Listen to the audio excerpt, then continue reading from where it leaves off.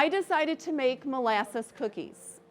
So that is a favorite in our household. It's one my father-in-law's favorites, so kind of became a favorite. And my husband likes all kinds of cookies, so he'll tolerate it. But I just thought that was something a little different. It wasn't something I really started making probably in the last 10 years. It was just something a little bit different. So I was a baking fiend. I made 11 dozen molasses cookies on Thursday night. So as you can see, the recipe is on page 3 in your booklet. Nothing too difficult. Most things you have in your pantry or refrigerator. Probably the one thing that stands out would be the molasses is things that you need to have. Because everything else, sugar, butter, flour, eggs, that's all simple. Once you buy the spices, you'll know you'll have them for a while, especially the ginger. Ginger I always have, but nutmeg and cloves are the ones I didn't necessarily have. But when you buy them, I'm good for a couple years with that because it's not often I sit and bake 11 dozen cookies. So, but that's really simple. I would tell you this was a new bottle when I started. So it was 4 batches by the time I was all said and done. So I think I probably have enough for one more out of that. The big thing I would tell you with this is to refrigerate, after you make the dough, to refrigerate it. So let it, because it gets soft as you're mixing everything up and you want it to kind of harden back up so that it's easier to scoop out with my cookie scoop. And then just rolling them in sugar. And I was like a machine. Alexa, 10-minute timer. Put them in, get the other ones ready, put them in the fridge. Alexa, 10-minute timer off. Alexa, 10-minute timer. So I was just going to town. And so I had all kinds of cookies. So that's what I have. Nothing, like I said, this was not difficult. Just needed something a little low-key, but something that was fun, that kind of fit the season with the nutmeg and the cloves and the ginger, kind of just a little bit different than anything else. So any questions before I turn it over? Like I said, mine is super fast today. Yes? Question. Where it says holiday dishes from around the world, are you going to introduce where they're from? Like molasses? Actually, I did. I looked that up. It is from, molasses originated in the crystallization process in India. And so that was one of the things, and it's been all over. And then right now, I did double check today because I wanted to make sure I had my information right. Today, Brazil is one of the leading producers of molasses. And so then it's followed by India and Thailand. So I double checked that this morning because I was like, I should know that because that's a very good question. Hi guys, my name's Willard. So I'm going to be introducing 2 dishes that come from Germany. One of them is just a spiced drink, mostly made for kids over in Germany. Both of these are celebrated around, used to celebrate Easter or Christmas over in Germany. The other is Candied Almonds. So they're on pages 4 and 5. We'll go through the Candied Almonds first. I was first introduced to these at baseball games when I was growing up. These would be served as one of the refreshments at the baseball games, and you could definitely smell it when you walked over to the refreshment area. And so when I started cooking them, I did not actually use this recipe. There's a much simpler recipe that you can find online where you just dissolve the sugar with egg whites, coat the almonds with the dissolved sugar with the egg whites, and that'll help it stick to the almonds. Throw them in the oven and just let them bake and dry out for a while. Much easier than what we're going to do today. But a lot of people have expressed interest in candy making. And candy making can be really complicated and require a lot of specialized equipment. This is a good introduction if you've never done candy making because it doesn't require a lot of specialized equipment, and you get to try and avoid some of the issues that you have to deal with when you're making other candy dishes. So the first thing we're going to do is just take common items that you probably already have in your kitchen.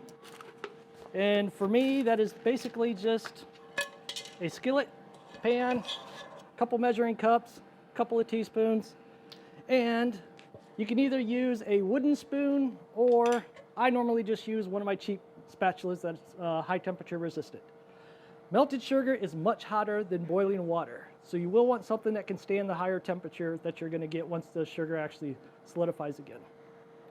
So you're just going to take your sugar, pour it in your skillet, add a little bit of water, add your salt, add your cinnamon, and add a little bit of vanilla for flavoring. Slowly heat that up, let the sugars dissolve, and then you're going to start to let it boil. And at this point, you're going to want to start stirring it constantly. So if you ever let that water sit too long, it's going to start to burn the sugar that's in it. The good news is at first, because of all that water content, the temperature isn't going to get high enough to burn the sugar yet. But once that water starts to boil off, you're going to get a higher concentration of sugar in that syrup, and then it's got a higher degree of likelihood of burning. So at that point, you're definitely going to want to start stirring it and keep it stirred throughout the entire process. So has anybody made caramel before? Caramel? Same process here. The tricky thing with caramel is once you get to a certain point, you don't want the sugar to start to recrystallize as you lose more and more water. And so it's a fine balancing, delicate balancing act to try and get your syrup as concentrated as you can without having it so that it starts to recrystallize. In our particular case, we can avoid that because we want it to recrystallize. If you'll notice in step 2, well, it says you're going to continually stir it until it becomes dry.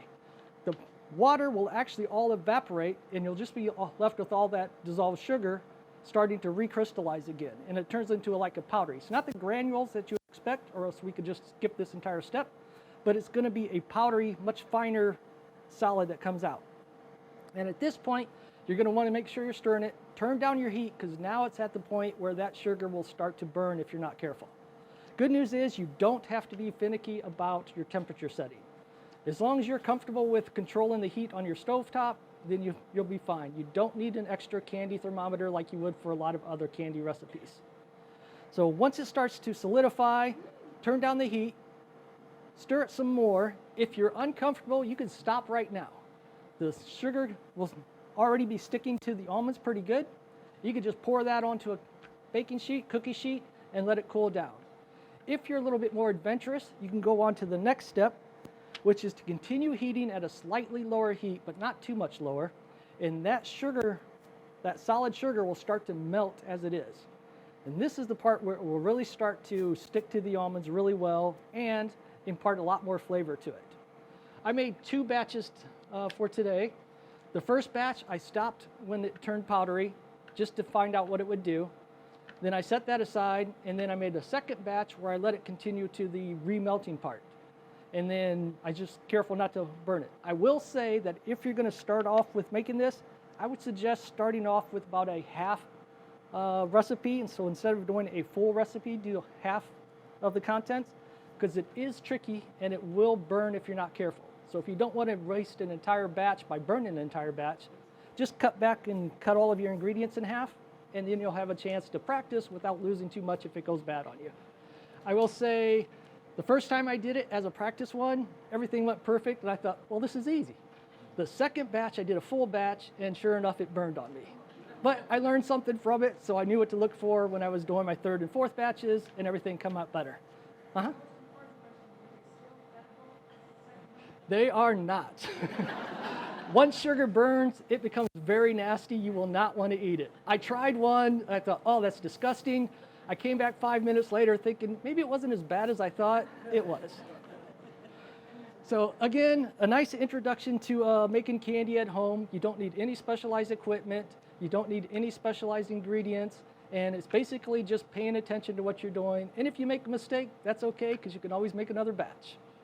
So any questions about the candied almonds? Yep. At the end, when they're finished, do you need to spread them out on a baking Yep. sheet? I would typically use a little parchment paper on a baking sheet, just because, oh, another thing about melted sugars is it is very sticky and very hot. So if it gets on anything, it will solidify pretty quickly, and it will be rock hard when it does, just like, anybody remember rock candy when you were a kid? Very similar to that. Speaking of which, when you do this,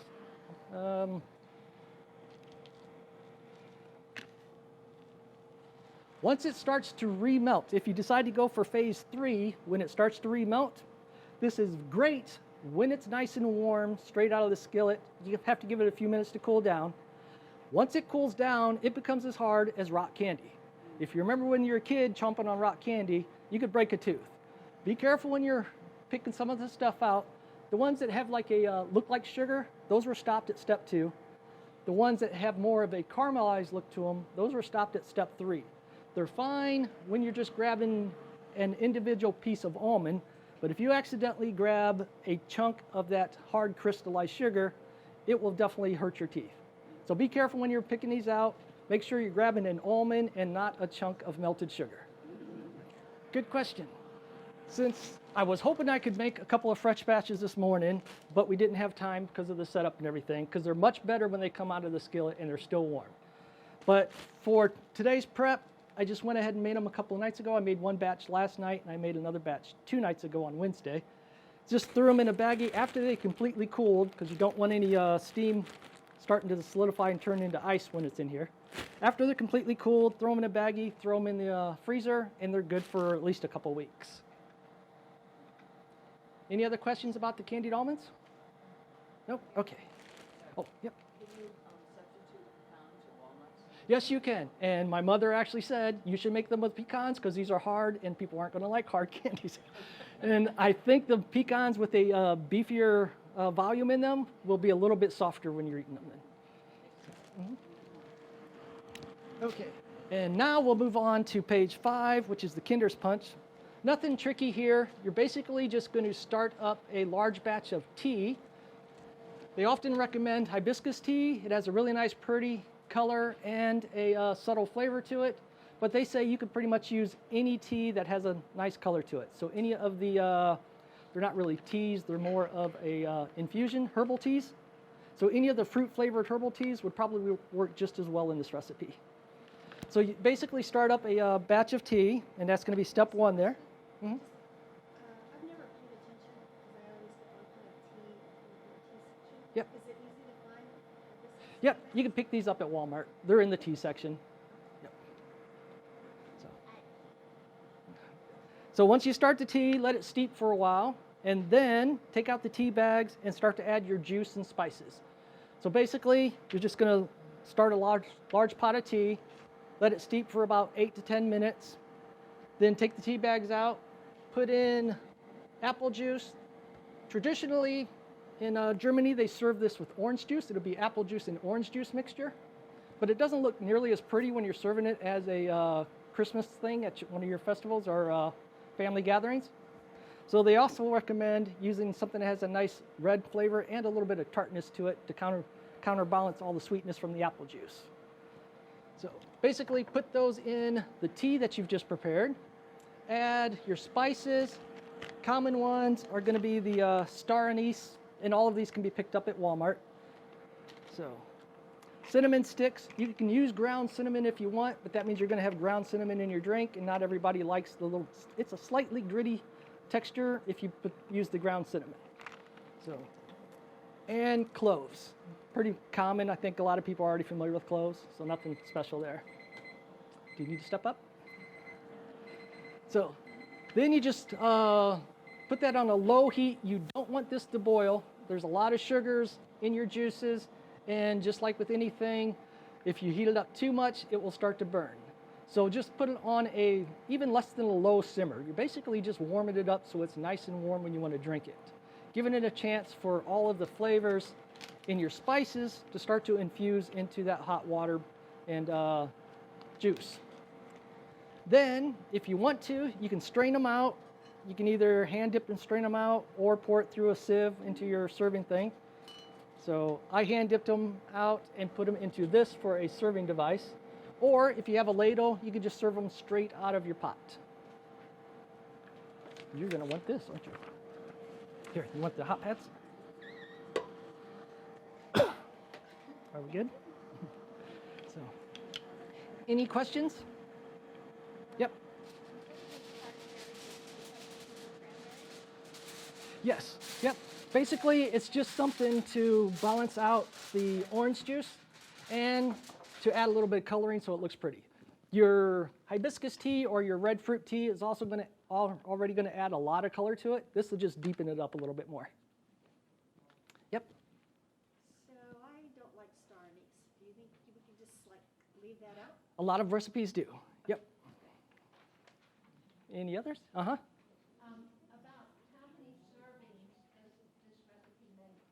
If you're doing a full serving, you're looking at what? 3 cups of water, 2 cups of juice. Oh, that's the apple juice. Another cup of the, so there's 6 cups. A serving would probably be about half a cup, so you might get about half a dozen or a dozen out of it.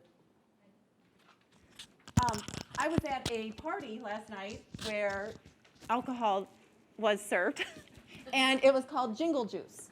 And it was made with red Moscato, 2 bottles of red Moscato, a bottle of champagne, half a cup of vodka, and 4 cups of cran apple juice, and then had full frozen cranberries. You froze like a whole bag of cranberries, froze them, and then put them in, and that acted as your ice.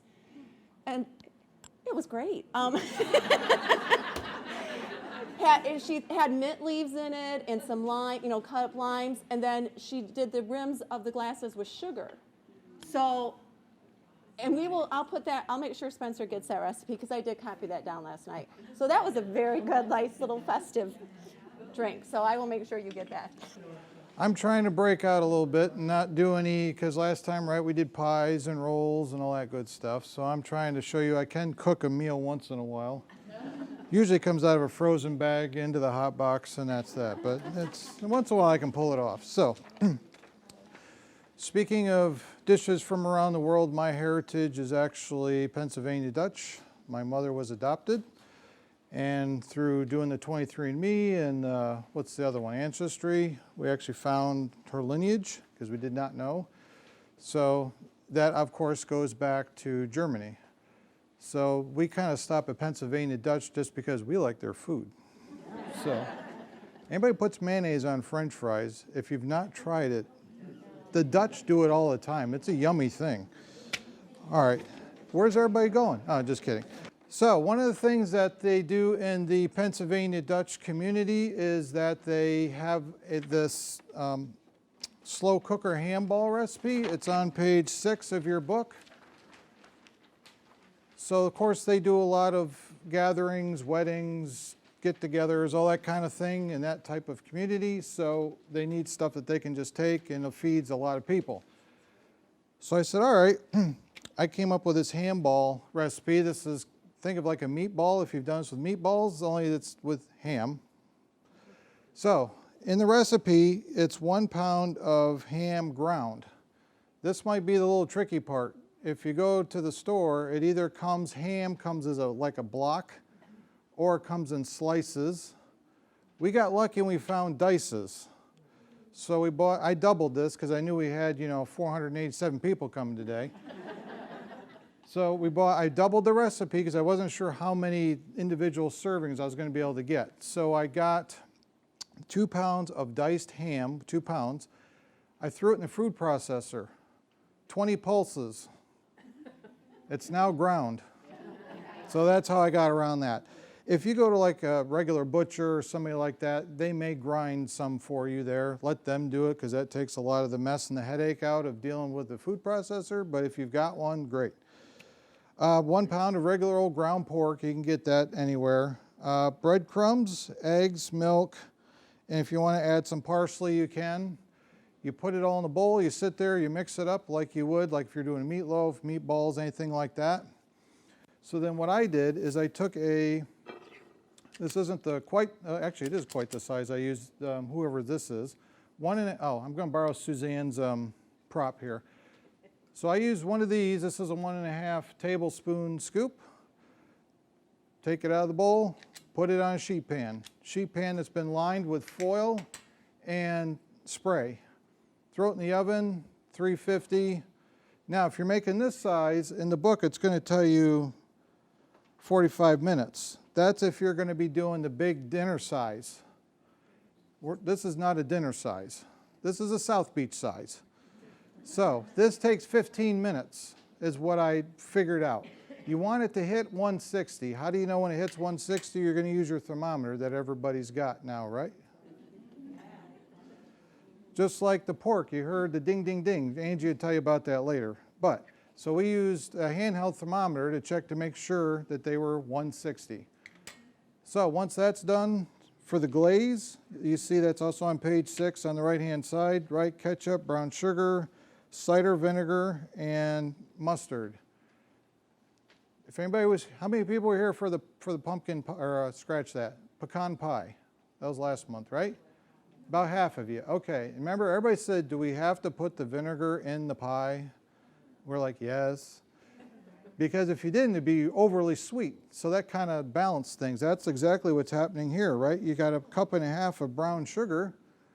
So to kind of tone that down a little bit, you just add a little bit of vinegar back in, and it kind of balances everything out. It's pretty good. So you just do that on the stove. You let it come to a simmer. Now, if you're going to do this, say you're going to start this around 3 o'clock. You got people coming. You're going to have a little party around 5 or 6. At this point, you can put the ham balls and the sauce together in like a crock pot, throw it on low, and forget about it. Well, we all work at the library. We don't have that luxury. So what I did last night is we did all the prep work. This morning, got up, threw it all in the crock pot, cranked it on high when I got here for, I don't know, an hour and a half or so. I just now turned it down to warm. I stir it every now and again just to make sure everything's heating through, and that's it. So it's kind of hard to show you. I mean, these are pretty small. I'll try and fish one out of here. They're kind of, but you know, it's pretty good. So when you guys go through, you'll obviously be able to see them. That's about it. So again, if you're trying to look for an appetizer, this might be a great option. Question back there? You can use whatever you have in your pantry for the breadcrumbs. Yeah, the panko I had, so I use panko in this. If you've got seasoned panko, use them. Use them up. I mean, it's going to have some extra parsley and oregano and that kind of stuff in them. So, yeah. Any other question? I didn't catch what kind of ham did you use? Just plain cooked ham. Yep. It could be a ham slice. It could come as like a little, like they sell it as like little hams. Just I would cut the skin off on the outside and then put it in the food processor and grind it. Or if you can find your butcher will do it for you sometimes. That would be the way to go. But just plain cooked ham. So the only thing you're really cooking in this is the ground pork. Everything else is, I mean, in the egg, obviously, but everything else is basically cooked. Good. See, wasn't that fast? That's unusual for me. I know you guys like the 4-page, recipes, but all right. Hi everyone, my name is Angie. Hi, I'm a foodie. So today I'm sharing my recipe for herb crusted pork loin or pork roast. My background is I'm half Mexican, half Hispanic, and a little bit of everything else. So in honor of my dad's side from Mexico, I did the roast pork because that's one of the traditional dishes in some households that they make for the holidays. Also, it's a dish, roast pork can be made in different other cultures as well. Like China, they use pork a lot in their recipes and their holiday festivities in many different ways. So this is a really easy recipe. You don't have to have an oven thermometer like the one that you saw me come up in silence there, my little assistant. So first it starts out with 2 to 5 pounds of lean pork loin. You can use a tenderloin or the pork loin roast. Both of them work great. This one today is the pork loin roast. It's a little bigger. I've tried both. They come out just as perfect. I can't really tell the difference. So if you have a personal preference, then obviously pick whatever one that you like the best. I do trim it up so that way you don't have that excess fat, but if you prefer to have that for extra flavor, by all means, leave that on. I just mix up my herbs in a little container. I like to let it sit overnight to let the flavors kind of mingle a little bit. So when I trim up my pork, I rub a little oil on it, just drizzle it on, rub in my herbs, put my thermometer on. I set my oven to 350, set my timer or my thermometer to 150, because when you take it out of the oven, it's going to rise about 10 degrees. So it's going to be just perfect. So your fork's not overdone or underdone. And I put on all my ingredients, put it in the oven, and set my assistant, and let it cook. When it's done, pull it out like we did a little bit ago, and just let it rest for about 10-15 minutes before you cut it, so that way the juices are going to stay within your pork instead of coming out on your plate. And let that rise about 10 degrees. And just serve it up with your favorite sides. And this recipe is really, really easy. Instead of doing the herbs or the oil, you can adapt it to many different tastes and preferences. So I've done this same recipe, same timing, everything, only use like your molasses, maybe a little bit of honey, add a little cumin, or you know, a little bit of maple syrup, make it a little bit like a sweeter taste to it. So it's very adaptable to whatever taste your family would love, and for the holidays. So thank you so much for coming today, and I appreciate you guys sharing. Hello, Ellie's here. On page 1, the Boricua arroz con gandules, or pigeon pea rice. From Puerto Rico, this is a staple from Puerto Rico. Pigeon peas came from Africa. The culantro that's on the recipe came from the West Indies, and the annatto seeds come from Brazil. So it's a mix of everything. What I do first is, on my caldero, pot, whatever you want to use, I put a little bit of annatto oil. Annatto is tiny seeds that the pod is very prickly, so when you get it out, they sell it at Walmart, but they're little seeds that the Tainos used to use for lip color, blush, and all those traditional stuff. We simmer the oil, whatever oil you want to use.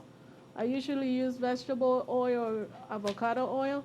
Simmer the oil with the seeds, and it will turn red, like an orangey red color.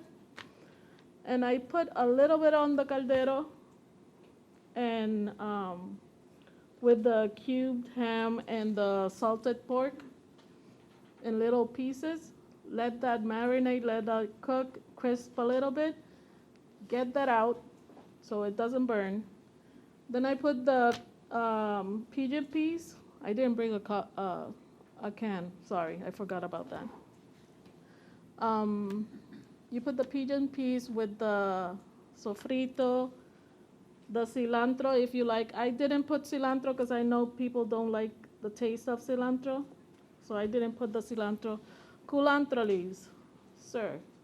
I have a culantro leaf with the minced garlic, sofrito, and I put the gandules there. Let it cook for a little bit. Let it marinate with all the spices and all the good stuff. And then I put the rice.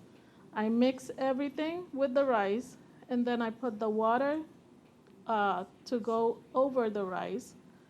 I use parboiled rice because it gets loose. It's looser. If you use the normal rice, you can use the normal rice. I just like mine loose. And you cook it until the water dissolves. What we do in Puerto Rico is that we put banana or plantain leaves on the top. It gives it flavor. And then let it cook for about 10 more minutes. And decorate however you want. I use a little bit of this on top. And serve. This is the culantro leaf. It's different from cilantro, and it tastes different from cilantro. I'm gonna leave it here so you can smell it. And enjoy your arroz con gandules. Usually we serve it with pork, ham, or and potato salad, and all that. Thank you. I'm kind of crazy, and I like to try new things. When I have company over, I'll make a new dish that I've never made. Is anybody like that, or am I the only crazy person? I'll see something and it sounds good, so I want to make it, but I don't want to make a whole dish just for myself and my husband. So I'll make company suffer along with us. So if you've been in the store, you know they have seasonal cookies. This is Toll House, hot cocoa and marshmallow instead of chocolate chip. And this is espresso morsels. So I made one batch of each, and unfortunately, it doesn't make that many cookies, so if you take one or the other. And we didn't print up the recipe because you only find these seasonally, and the recipe's on the bag. But I thought they were okay, but good old chocolate chip cookies are still number one. I was here for the first time in January, and I loved it. I thought, well, this is wonderful. And I thought, okay, Christmas International. Oh, what are you, crazy? I can't remember anything international. I don't cook that much. And then I thought, well, geez, I have to make something for at least 100 people. So all I made was Rolo pretzel delights. And it's just a little square pretzel. You put the Rolo on top of it, put it in the oven for like, a minute or two, take it out, and you put pretzel on top. On the back of the Rolo, it says to put a pecan in, and you can do that. My grandchildren love it with the 2 pretzels. So it's fun when I'm making it with my grandkids or any little kids. You can do the manual labor and have them unwrap the Rolo, but because it does take a lot of time. But I have like 120 of them, and I brought tongs, so enjoy. They're a lot of fun, and they're very good.